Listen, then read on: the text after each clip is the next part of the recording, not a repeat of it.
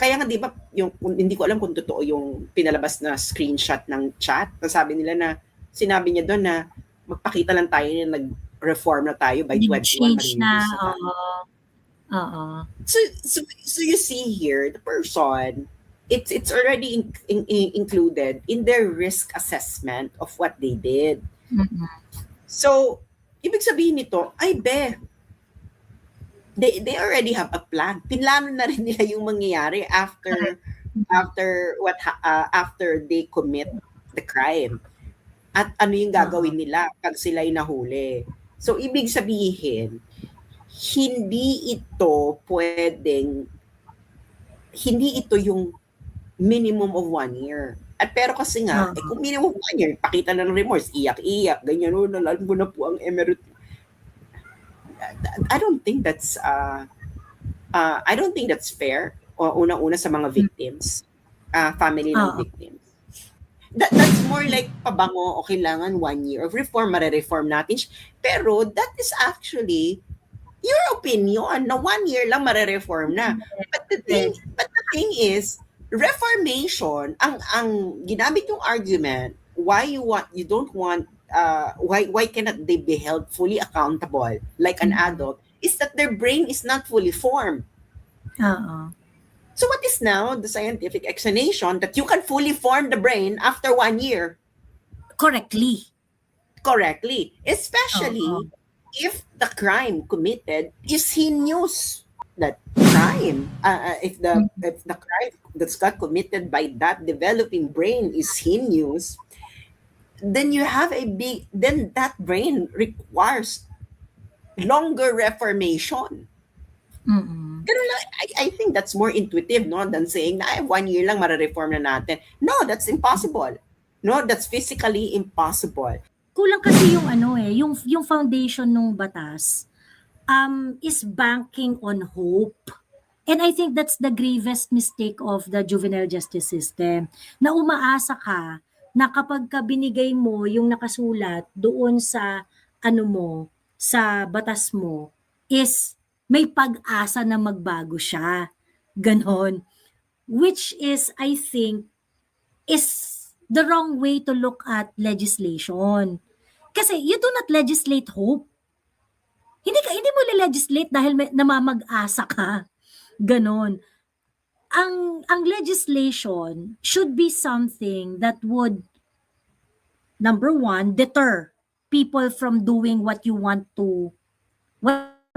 them not to do. Ganon. So kung ayaw nyo yung mga bata na mag-engage sa criminal activity, you legislate based on that. 'Di ba? O ayaw niyong mapariwara yung buhay ng mga bata, o di takutin niyo sila sa pamamagitan ng isang very, very strong system that if they're going to act badly, there are consequences. 'Di ba?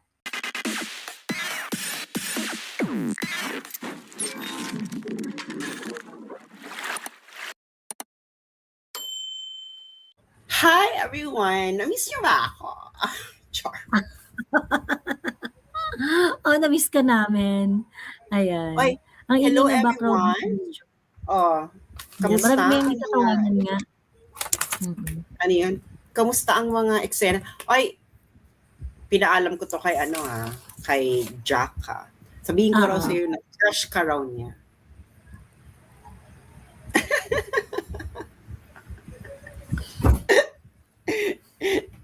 Sinabi niyo sa akin yun in person nung nagkita kami sa Raha Sulaiman. Sinabi niya na sa'yo.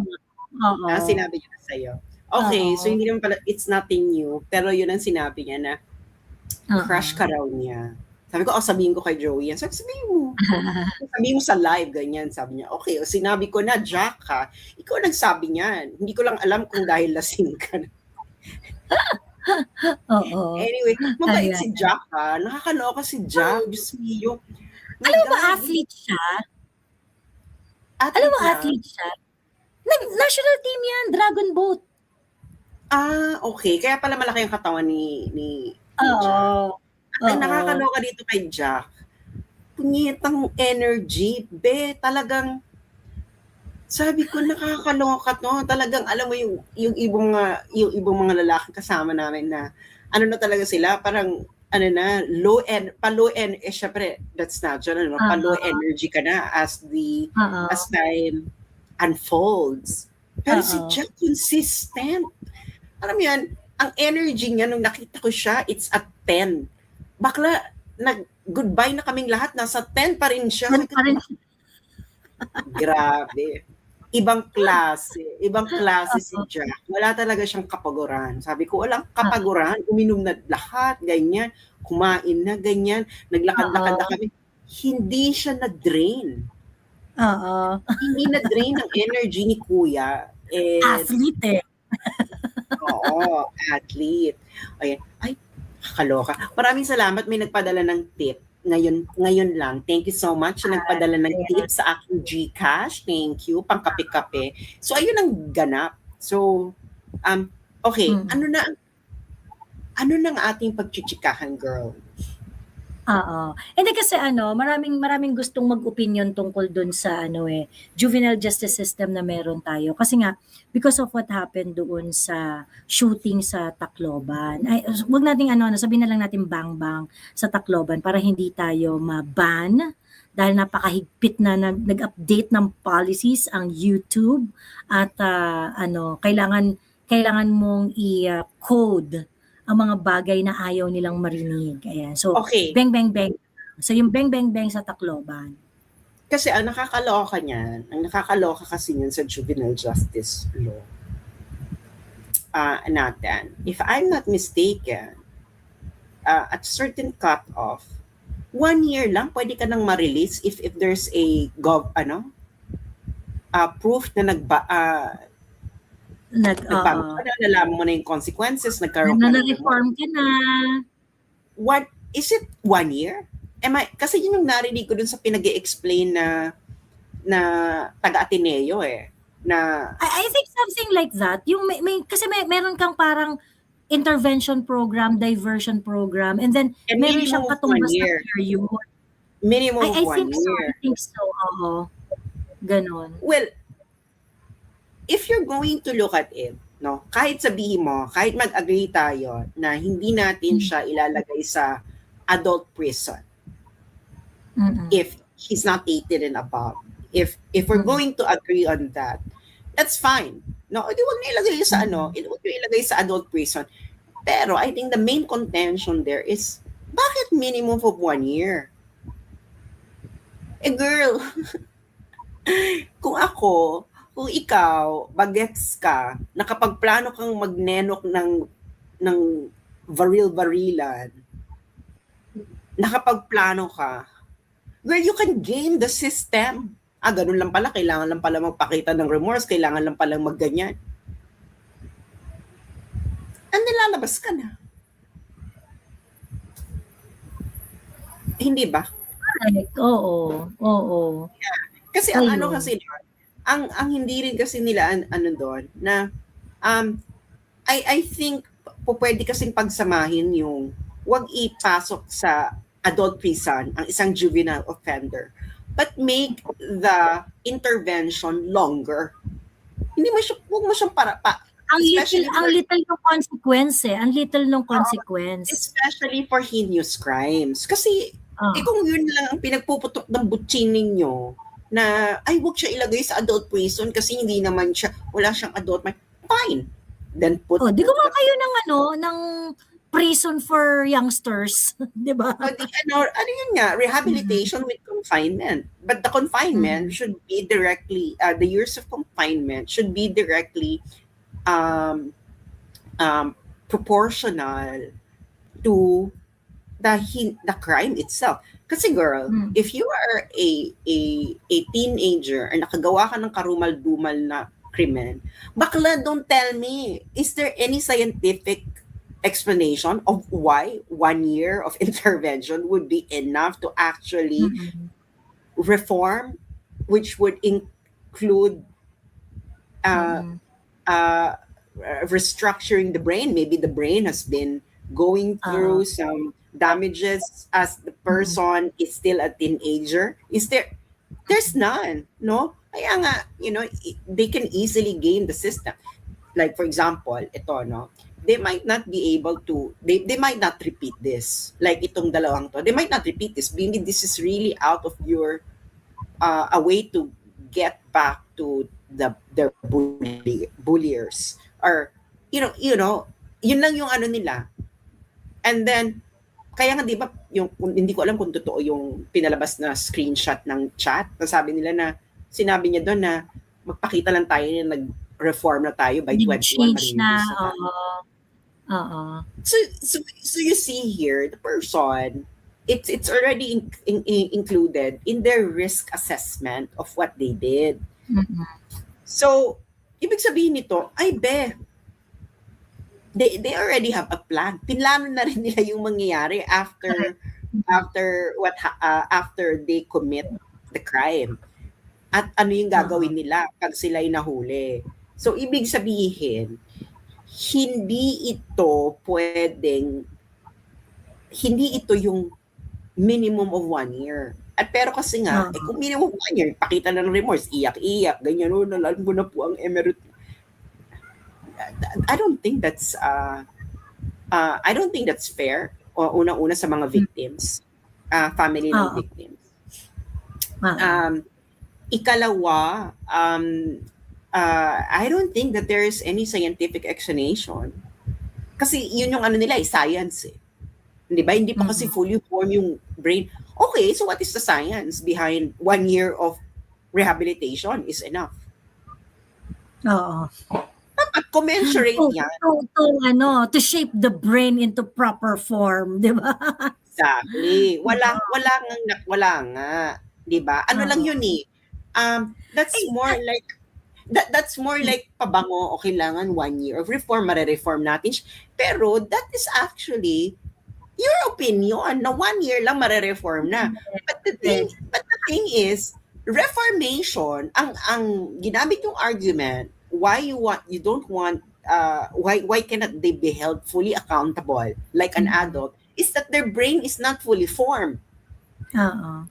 So what is now the scientific explanation that you can fully form the brain after 1 year? Correctly, especially if the crime committed is heinous.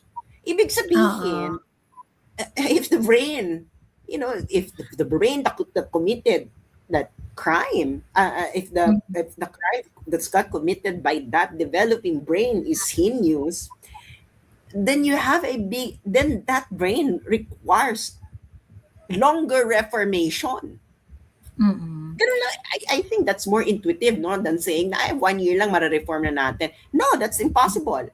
No, that's physically impossible. So ngayon, kailangan mo, kaya nga sabi ko, habaan nyo. At least minimum, pag heinous crime, minimum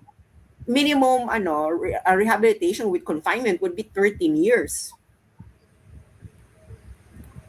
Ang calendar time of release na pinaka minimum is age at the time that you committed the crime plus 13 para yung, kasi nga pag 12 ka 25, pag 13 ka 26, pag it follows a neurology of when the brain gets fully formed with the prefrontal cortex that's primarily responsible for our impulse control. So yun lang yung minimum. Kailangan ka makita na, okay, within the 13 years that you are actually reforming well. May kulang kasi yung yung foundation ng batas is banking on hope. And I think that's the gravest mistake of the juvenile justice system, na umaasa ka na kapag ka binigay mo yung nakasulat doon sa sa batas mo, is may pag-asa na magbago siya. Ganon. Which is, I think, is the wrong way to look at legislation. Kasi you do not legislate hope. Hindi mo legislate dahil namamag-asa ka. Ganon.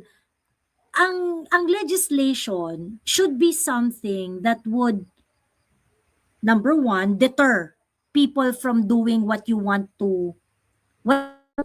them not to do. Ganon. So kung ayaw nyo yung mga bata na mag-engage sa criminal activity, you legislate based on that. 'Di ba? O ayaw niyong mapariwara yung buhay ng mga bata, o di takutin niyo sila sa pamamagitan ng isang very, very strong system that if they're going to act badly, there are consequences. 'Di ba? Kasi nga, Hindi ganoon yung hindi ganoon yung juvenile justice system natin eh. Parang hindi nga siya. hindi, 1 sige, year. Minimum 1 year. Oo. And then mare-review yata, tapos yung titingnan kung okay na siya, dilalabas na siya. Ayan. Teka lang, Sasa, yung mga nandito sa TikTok, lipat kayo sa YouTube. Kasi para para hindi walang interruption yung live kasi parang dalawa yung naka-stream, so parang nahihirapan ang aking intonation. I do not know if that makes sense. Pero lipat na lang kayo doon sa YouTube. Lipat kayo sa YouTube. Okay? Ayan. I-end ko na yun sa TikTok ha. Lipat kayo sa YouTube.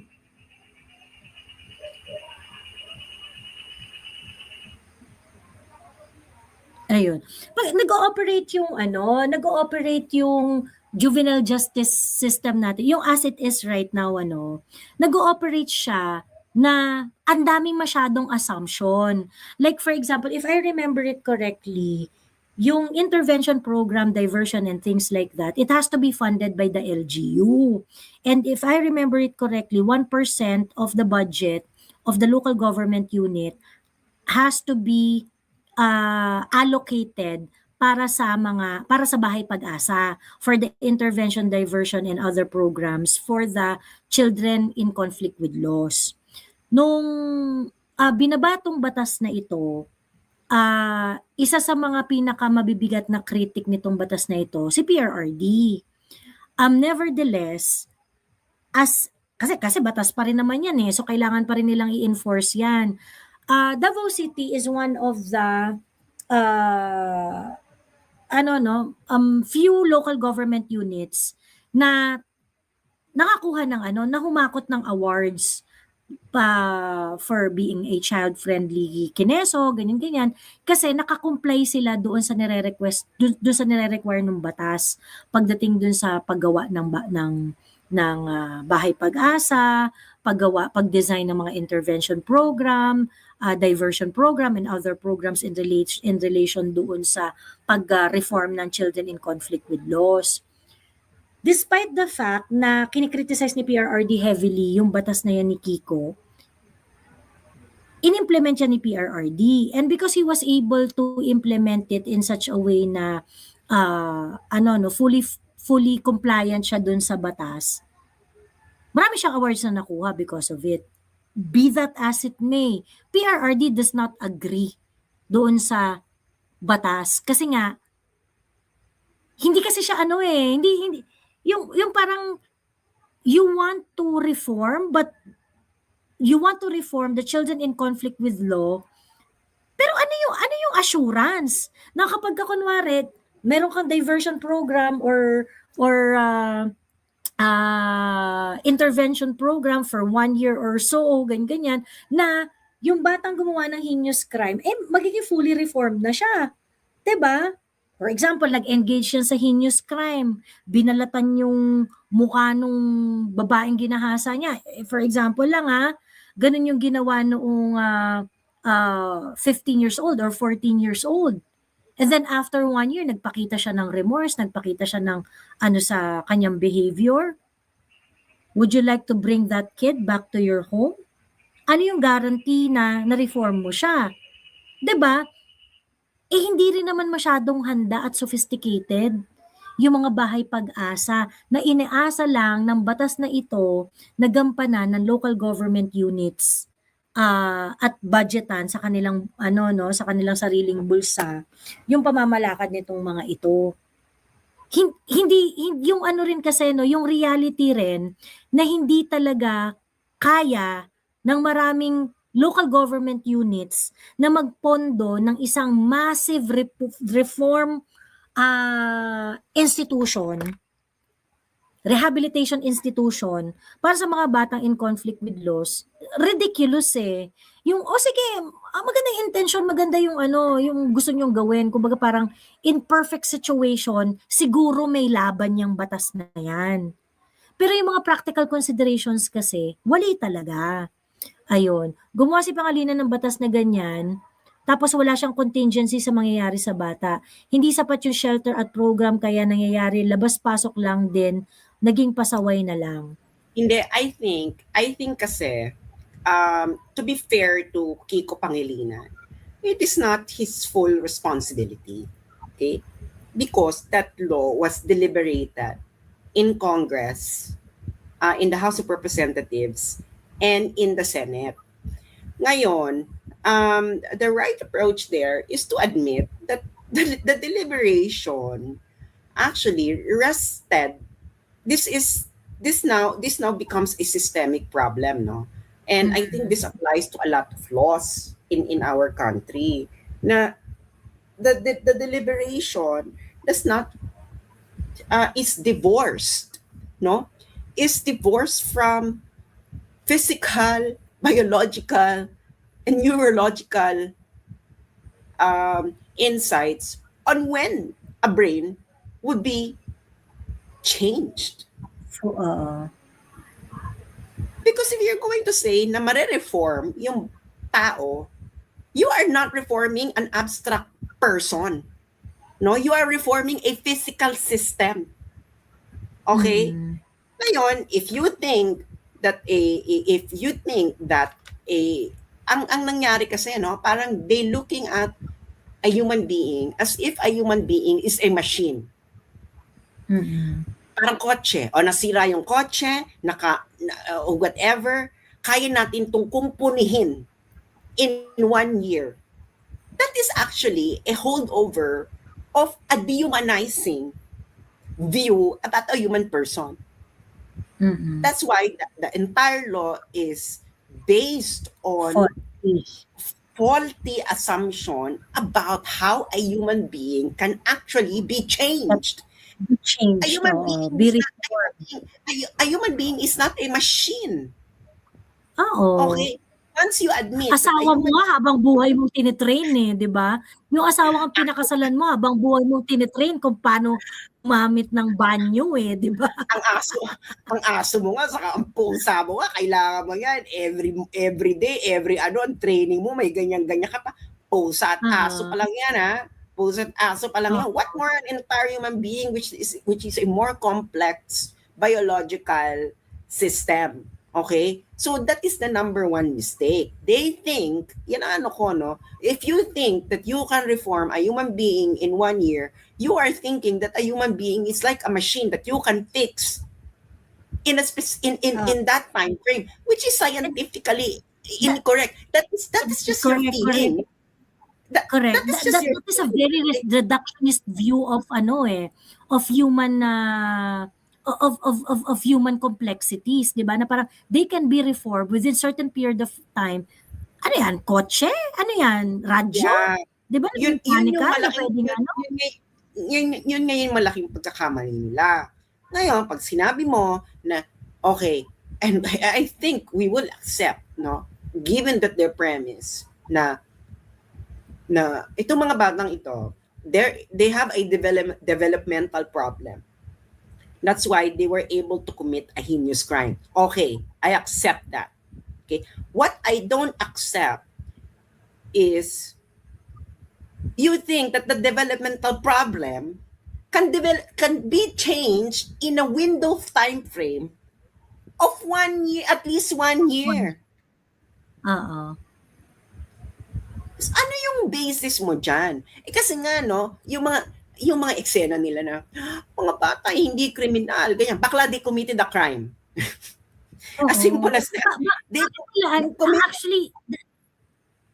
They committed a crime. If you think that they didn't commit a crime dahil bata sila, then your logic is out of, it's everywhere. It's here, there, and everywhere, but it's not physically anchored.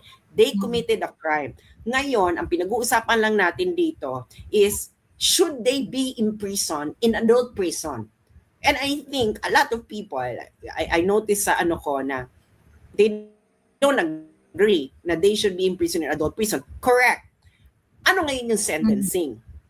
Okay, diyan na tayo nagtatalo. Kasi yung Oo. sentencing dun sa existing sa juvenile law is at least a minimum of 1 year of rehabilitation. Na pag 1 year ka na-assess ka na may remorse, even the criteria, no? Joey? And that The assumes criteria- Sas, the rehabilitation of at least 1 year, that assumes na merong bahay pag-asa, yung local government unit, kung saan belong yung bata na yun. Paano kung wala? Paano kung walang bahay pag-asa yung locality kung saan nakatira yung bata? Hindi yan, part pa rin yan ng general population, hindi makukulong. Babasahin ko lang yung ano ha. Kasi nga, ang gusto kasi nito mga to is mag-agree sila. Mag-agree sila doon sa UN treaty. But the UN treaty is just a treaty. It doesn't reflect physical, biological, and neurological reality. Even the way the treaty was constructed is actually out of political considerations, ano yung feeling mo na dapat, ganyan. Kaya ito, like for example, babasahin ko, no? A child 15 years of age or under at the time of the commission of the offense shall be exempt from criminal liability. However, the child shall be subjected to an intervention program pursuant to Section 20 of this Act. So pag titingnan ko yung Section 20 of this Act, no? If it has been determined that the child taken into custody is 15 below the authority, the child's said authority shall give notice to the local social, etc., etc. Ano bang so meron siyang DSWD, meron siyang BCPC, meron siyang Exena. So ngayon, ano to, parang okay, so inaano lang nila dito is in determining whether diversion is appropriate and desirable, the following factors should be taken into account: the nature and circumstances of the offense charge, the frequency and the severity of the act, the circumstances of the child, the influence of the family, the reparation of injury to the victim, etc., etc. So ngayon, ano yung sentencing? Tingnan natin kung ano yung sentencing dito. Eto, upon the recommendation of the social worker who has custody of the child, the court shall dismiss the case. The court shall dismiss the case against the child whose sentence has been suspended and against whom disposition measures have been issued, and shall order the final discharge of the child if it finds that the objective has been fulfilled, etc., etc., etc.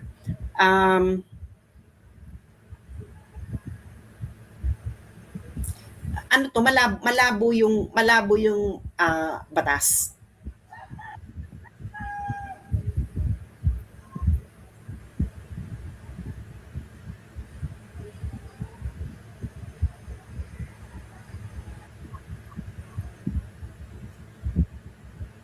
Asan na si Joey?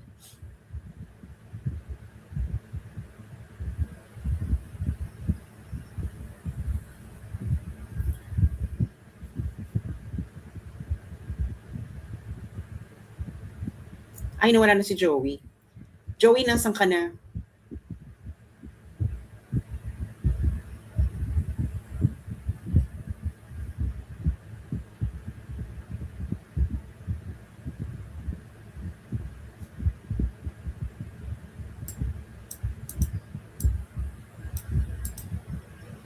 Asan na si Joey? Nawala na siya.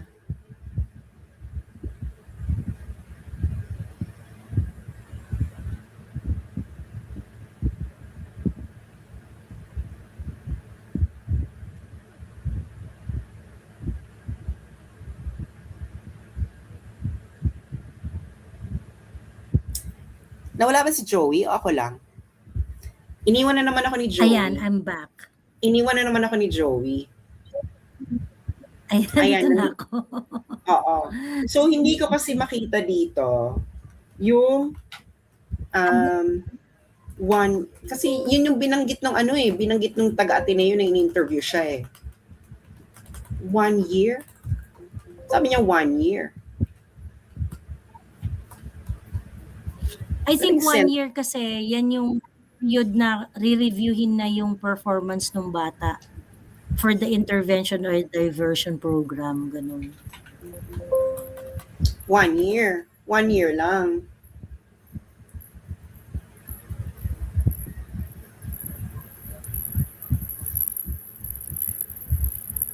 Ay. Ayun. So, ayun na nga, na I think kung ikaw, kasi kung gagawa ka ng krimen, syempre babasahin mo yung batas. Which, yung dalawa, ginawa nila, binasa nila yung batas. Ngayon, yung nakita mo ditong batas na to, wala kang makita dito na anong gagawin sa'yo. So marami siyang loophole. Pero pag sinabi mo, if you committed a heinous crime, you can only be, you will serve until you're 25. And then, re-reviewin pa. Doon pa lang ma-review kung pwede ka ilabas. At 25, kasi alam mo na. Kasi doon mo pa lang malalaman eh. Aminin nyo yan, mga bakla kayo ng taon. Aminin nyo yan, mga teenager tayo. We know that our brain is still developing. Kaya nga ngayon, di ba, when we look back about what happened to us in our teenage years, mas nagkaroon na tayo ng perspective. We now have a better understanding of what happened to us as a child, etc. And aminin niyo yan, it only happened, well, by neurologically, it could only happen fully after your prefrontal cortex has been formed, which is approximately at age 25. So, kung i-release ko yung 12 years old na nakagawa ng krimen, after 1 year, dahil sa feeling ko ay nakapag-remorse na siya, bakla paano mo nasabi na yung bata, naintindihan niya na yung ginawa niya after 1 year, pero sinasabi mo na hindi niya naiintindihan yung ginagawa niyang krimen? That's a contradiction. Ano yung pinaintindi mo? Ibig sabihin, halimbawa si Joey, 12 years old, sabihin ko kay Joey, Joey nagawa mo yung krimen. Ito yung gawa mo yung krimen. Bakla kahit sino sasabihin, okay, opo. But it is the same brain. Nagets niyo ba ako? It is the same brain. The brain that you thought that was rehabilitated at 13 years old is the same physical condition of the brain. At 12 years old, they don't have a fully developed prefrontal cortex, and therefore, in that situation, they are neurologically constrained to actually have a better perspective of what happened. Unless sasabihin mo, nagkaroon siya ng neurological capacity in order, which is basically impossible. Ayun nga kaya nga ang hindi ko maintindihan dito sa yung I think the hypocrisy of the law is you expect children to be reformed and achieve something beyond their years, pero you do not expect them to do bad things that are also beyond their years. Diba? Like, talaga, grabe, 14 years old, rapist na, 13 years old, rapist na. Pero gusto mo rin na yung 13 years old or 14 years old, gusto mo maging CEO, gusto mo maging negosyante, gusto mo maging scientist at that age. Diba? May faulty yung faulty yung mga assumptions ina-expect mo na ang bata ay may kakayanan na maka-achieve ng mga bagay na hindi ordinaryo para sa isang bata, pero hindi mo ina-expect na isang bata makakagawa ng something, ng isang krimen. And that is a contradiction. Capable silang pagplanuhan ito. And diba? that is a huge contradiction. Na I don't think that the people having that view na ay mga bata hindi yan kriminal kasi ganyan sila nung panahon ni PRD, ang mga bata ay hindi kriminal. Bakla wala naman sinasabi mga bata na pag bata ka kriminal ka. Sinasabi pag bata ka nakagawa ka ng krimen, malamang Kriminal ka. kriminal ka. Ano ka? Diba? Oo. Ang batang nakagawa ng krimen ay batang nakagawa ng krimen. Krimen. Diba? So, ano magkakaroon ba tayo ng ano? Ang pinag-uusapan lang natin dito is whether the criminal act was conducted with full discernment. Ngayon, the full discernment, mag-i-imply na dyan yung neurological makeup ng bata, Yes. ng tao. Diba? If the person has not yet have a fully formed prefrontal cortex, the impulse control is very low. Kaya nga nung mga teenagers tayo, and when we were below 25, at buti na lang wala pang social media no.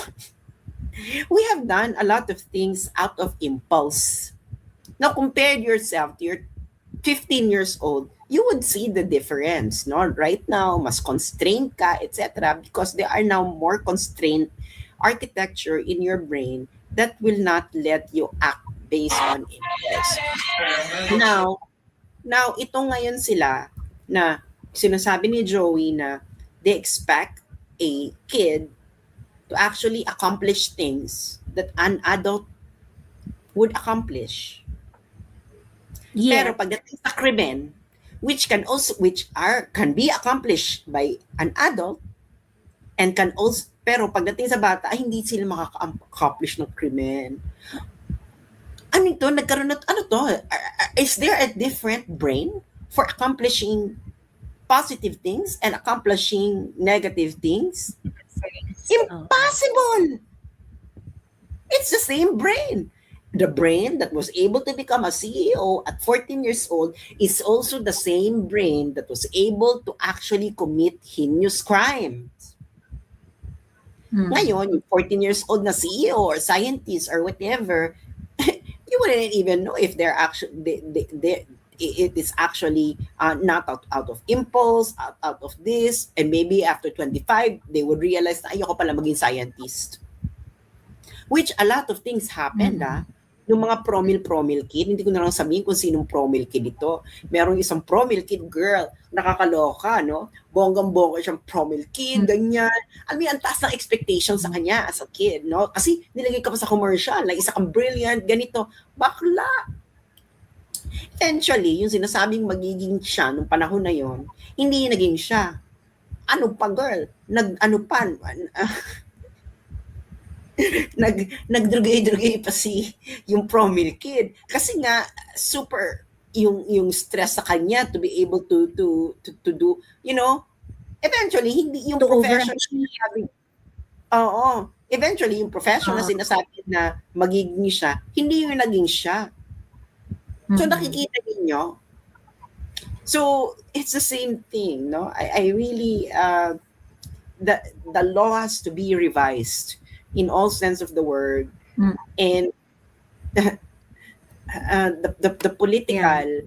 Ano naman sino ba yung sinasatisfy natin?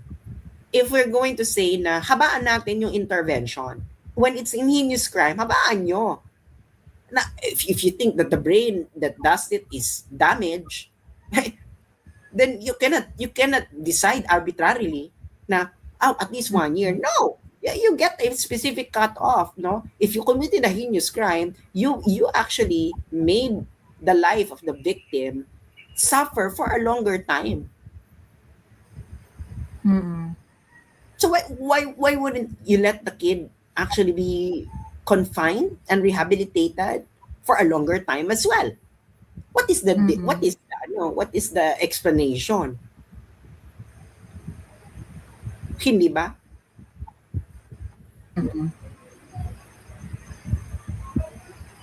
Correct. Ayun, kaya nga since we are talking about amending the juvenile justice system that we currently have, I think number one is correct the assumptions of the law. Yun yung una sa lahat. Na parang wag kayong magdrama-drama that children cannot commit crimes. They can. They can commit crimes. Children can commit crimes. Ngayon yung mga nagsasabi kasi na parang yung question no na at what age ba yung discernment? 9, 10, 11, 12, 13, 14, ganyan. Actually for me there should be a specific process in determining discernment. And I think yung pagdating diyan sa bagay na yan, may mga psychological measures on on how to determine na fully aware siya doon sa ginagawa niya. Alam niya yung consequences, alam niya na mali.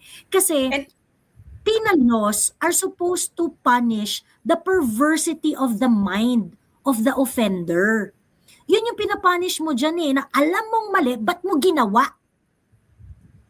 Diba? yeah, Alam mong mali, ba't mo ginawa? Yun yung pinapunish dyan. Ngayon, kung kunwari at 9 years old, alam niya na mali, pero ginawa pa rin niya. Alam niya na may consequence, pero ginawa pa rin niya. Hindi ako masyadong bilid dun sa Hindi ako masyadong bilid dun sa argument na set an age na hindi pagkaganto pagkatapos pagka mas bata dyan, automatic dismiss ang kaso or whatever. Hindi po pwede I don't yun. think ganon. Hindi po Kasi pwede yun. hindi mo Hindi po pwede ma-reform yun. yung hindi mo ma-reform yung Yung bata. Hindi mo marireform yung bata kasi hindi mo ma-reform yung bata. ang ano niyan, ang eksena niyan kasi ganito no. Una-una, yung sinasabi nilang hindi ang mga bata hindi makagawa ng krimen. Bakla kaya ka nga nagkaroon ng juvenile justice law because you acknowledge that children can commit a There crime. are criminal, correct, If you didn't assume that children cannot commit a crime, then there is no discussion at all on where they should be imprisoned, of whether we can whether we should determine discernment, etc. Because those are already downstream of the assumption that you have to accept before you can even discuss having a juvenile justice law. Bakla! Pag sinabi mong children cannot commit a crime, why do we have this law? Di ba nga? The problem that this law addresses is number one, children can commit crime. Correct. And we have to be comfortable. Ang pinagdadebatihan lang. Comfortable. Yeah, that's the reality. That's the reality. Children can commit crimes. A crime. Ang pinagdidebatihan lang is saan ba sila ilalagay na preso? Ano ba ang magiging sentencing? Ganyan. Kasi kung if we don't ngayon, those discussions of where they would be in prison cannot happen if in the first place they don't have an act that is worth imprisoning for if they are not capable at all of committing something worthy of being put into prison or worthy of being deprived of liberty. So, dapat tapos na yung discussion of whether children can commit a crime. Because if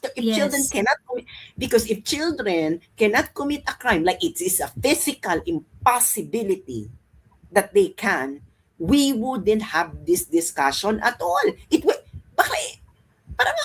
Parang ganito. Is it physically possible for you to fly to Andromeda Galaxy? No, so we don't have any discussion at all anymore of whether gagawa pa ba tayo ng sistema that ikaw, Joey, is igaganyan-ganyan mo yung mo at makakapunta ka ng Andromeda Galaxy. No, it wouldn't enter any discussion at all. It's not worthy of discussing anymore. Pero dahil accepted nating lahat, pati yung mga gumawa ng batas, ikaw, Kiko,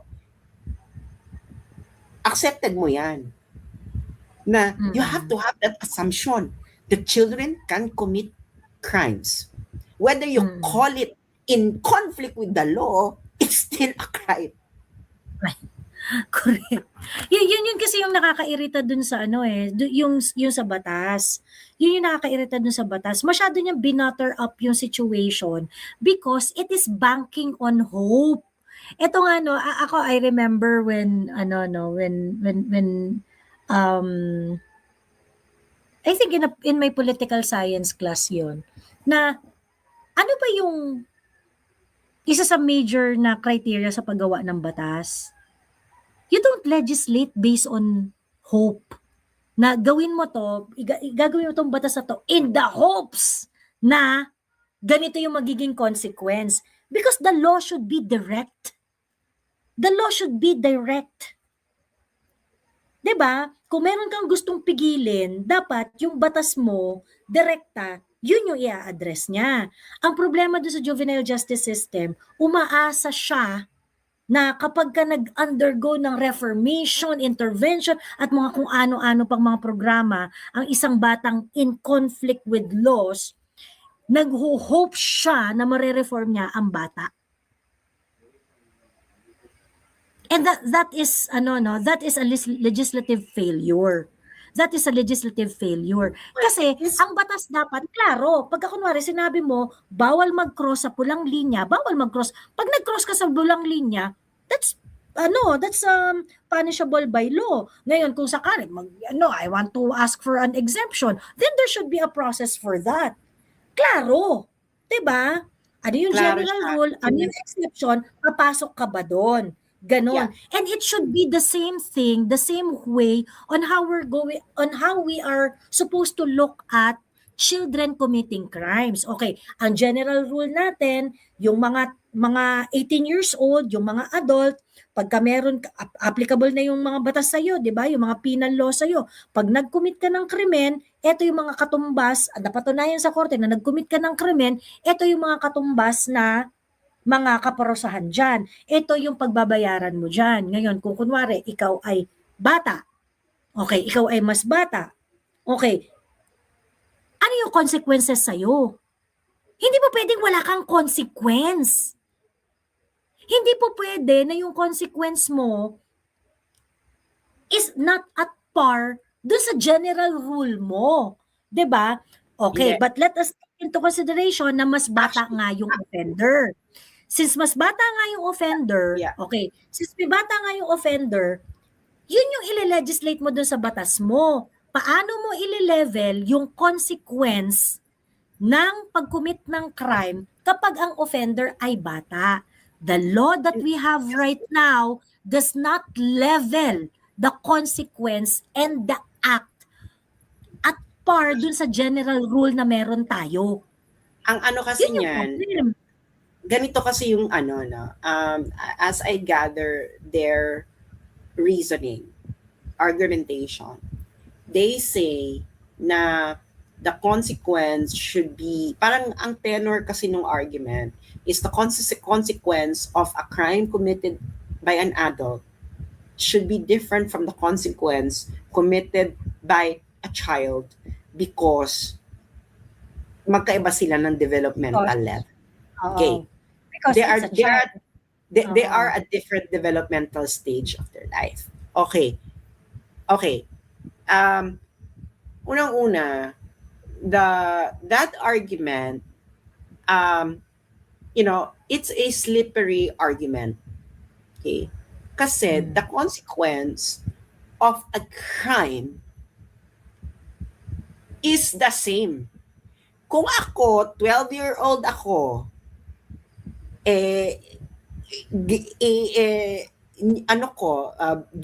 binumbum ko si Joey. Baka it's the same consequence if I do it at 25 years old or 40 years old. Tegi pa rin ako, di ba? Si Joey pa rin na tegi whether I commit that at 12, 13, 14, 15, 16 or at the last stage of my life. The consequence is the same. Okay. Exactly.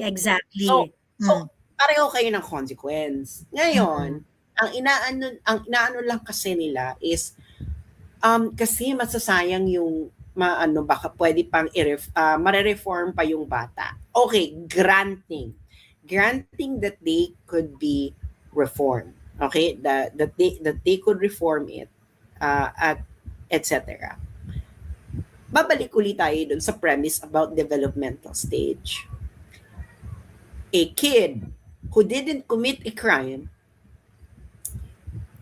steady, ano lang siya, bata, growing up without being in conflict with law, that kid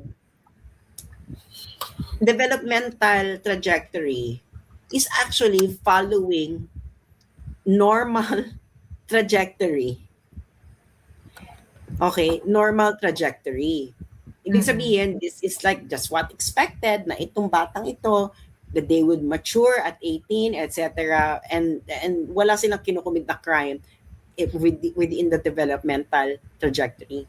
Pero kung ako, 12 years old, kung ako ay nakagawa ng heinous crime sa ganong edad, bakla, I would require more intervention outside normal intervention in order for my developmental trajectory to catch up with the developmental trajectory of our other example na 12-year-old. Nagigets ninyo? So, yung rehabilitation mo with confinement has to be long. Hindi mo pa pwedeng sabihin na minimum of 1 year or whatever. At okay na yan kasi may substantial deprivation of liberty. But the point here is you already conceded the argument. Una-una, you accepted na if a kid committed a crime, there must be a deprivation of liberty. Gusto mo lang 1 year. But that is not acceptable because babalik ulit tayo dun sa premise ninyo na kasi developmental trajectory niya, ganyan. Bakla, if ako ay nakagawa ng heinous crime at 12 years old, there is something wrong with my developmental trajectory that it cannot match the developmental trajectory of a normal 12-year-old. Of a normal kid. Of a normal kid. So, hindi mo pwede sabihin sa akin na ako, na sumemplang yung developmental trajectory ko, is ako ay maaalign yung developmental trajectory ko sa developmental trajectory ng isang bagets na maayos ang developmental trajectory. So, kailangan mo mas mahaba ng confinement. Una, we already accept that they should be deprived of liberty. Ang problema lang is saan ba sila ilalagay. So, non-discussion na yon. Ang discussion na lang yon is how long should be the deprivation of liberty, and that deprivation of liberty, in order to align with the argument about developmental trajectory, etc., should actually match the developmental trajectory needed in order to reform a brain that was capable of committing a heinous crime at the age of 12 or 13, 14, 15, 16. Kasi yung 18 kasi okay na yan, no? Set na yung lipunan dyan. Pag 18 ka, bakla, imprison ka na sa adult prison. Wala na kaming pakialam kung yung brain mo ba ay develop or whatever. Pero for the rest, yun yung pinagdidebat niyan. Ano bang gagawin? Well, you have to, they cannot be released after 1 year. There's no scientific explanation that they could be, na yung brain na nakakommit ng heinous crime can be fully reformed and its developmental trajectory would align with a normal kid growing up after 1 year. That is physically impossible. Correct. Ayun. Anyway, meron bang gustong mag-share dyan ng thoughts nila? Ayan, I think na sabi na namin ni Sas yung mga gusto naming sabihin at yung iba dyan na gustong makisawsaw sa usapan. Oras na para sumawsaw. Ayan. Ano ang mga naiisip ninyo? Ano ang mga kakulangan ng juvenile justice system na meron tayo ngayon? What should be corrected? What should be prioritized? Ano yung mga butas ng batas? At ano yung sa tingin ninyo na dapat gawin. Ayan. Okay, ayan ang link ha. Akyat na kayo.